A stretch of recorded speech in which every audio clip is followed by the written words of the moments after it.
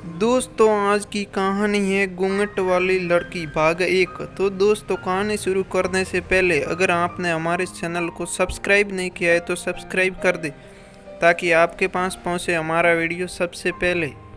किसी रिसर्च के सिलसिले में रोन रामपुर नामक गांव में आया था। गांव बहुत पुराना था। वहाँ ठहरने के लिए कोई होटल तो थी नहीं और ना ही कोई गांव वाला किसी अनजान व्यक्ति को अपने घर में रहने देता। काफी देर इधर उधर भटकने के बाद रोन को एक लड़की आती हुई नजर आई। उसने चेहरे पर लंबा घूंघट निकाला हुआ था। रोहन ने उसे रोककर पूछा, रोहन, अरे इस गांव में किसी अनजान मुसाफिर को रुकने की कोई जगह मिलेगी? लड़की कोई जवाब नहीं देती है।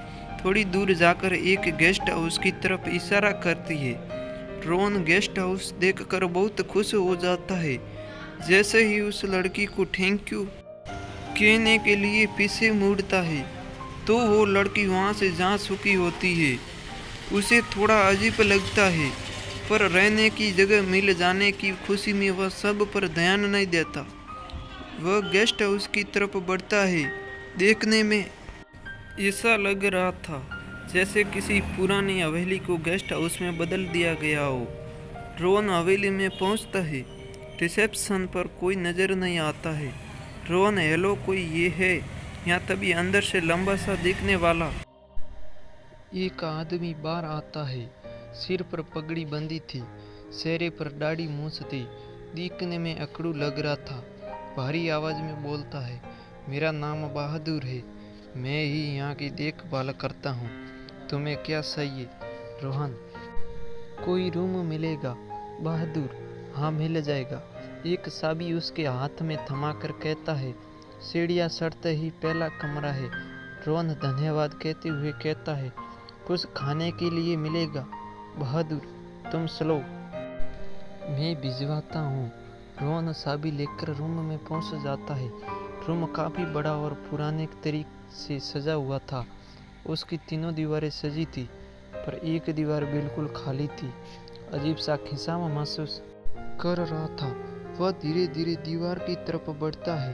तभी पीछे से किसी के चलने की आवाज़ आती है।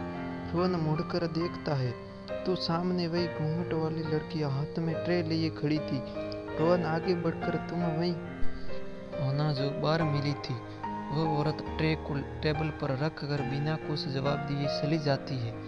अगले दिन रोहन जल्दी उठकर रिसर्च के लिए गांव के बाहर स्थित पुराने मंदिर की तरफ जाता है। रोहन कुछ पुराने खंडर की फोटो ले रहा था कि उसे वह घूंघट वाली लड़की फिर दिखती है। रोहन उसके पीछे पीछे जाता है पर कुछ दूर जाने पर वह लड़की पता नहीं कहाँ गायब हो जाती है।